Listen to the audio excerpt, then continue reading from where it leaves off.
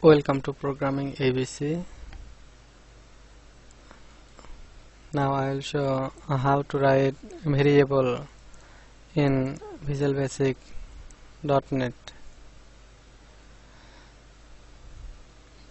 Here import system namespace. You can add namespace that you are using. Import system. These are the variable dim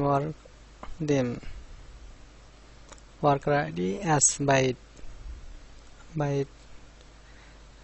dim worker name as string, dim worker age as integer, dim worker salary as double, dim of the add as date, dim category as char means character,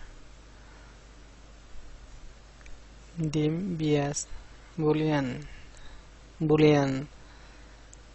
variable true or false, main submain, worker ID 1, worker name Sakib, worker is 28, worker salary of day today, category A, C for character or char, console right line, worker ID, worker name is worker salary of the category. If worker ID equal 1, then B equal true.